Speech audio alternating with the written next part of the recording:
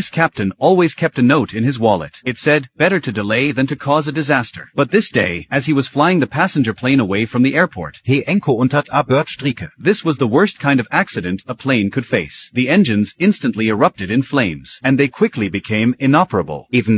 Both engines on either side failed, losing all power. Sully tried to restart the engines, but got no response. Then, the cabin lost power. As the passengers wondered what was happening, Sully didn't hesitate, and immediately activated the auxiliary power unit. The lights in the cabin came back on. The passengers' panic eased a little. Next, Sully had Jeff quickly pull out the manual to look up the emergency procedures for when both engines failed. Meanwhile, he immediately contacted the control tower, seeking emergency assistance. The control tower quickly responded, ordering all planes to stop flying immediately, clear the runway, and provide all possible assistance for Flight 1549's emergency return. However, with his 42 years of extensive flying experience, Sully judged that the situation wasn't suitable for a return to the airport, and that he would have to make an emergency landing nearby. But based on their current location, the best option was to land in the Hudson River below. After informing the control tower of his decision, the tower lost contact with Flight 1549. The control tower repeatedly called Sully, praying that they hadn't landed in the river, because they knew that historically, the success rate of water landings was almost zero. However, at this life-or-death moment, Sully displayed extraordinary calmness. He carefully adjusted the angle of the plane's nose, striving to minimize the impact of the plane with the water. As the plane got closer to the water, every subtle movement he made was critical. The plane plunged into the water at an incredible speed. However, what was shocking was, it didn't break apart as people had expected, nor did it cause any casualties. Instead, the plane landed on the Hudson River at almost a perfect angle. After gliding for some distance, it came to a smooth stop in the middle of the river. But the crisis wasn't over. Water began to pour in through the breach. If they didn't evacuate in time, they still wouldn't escape death.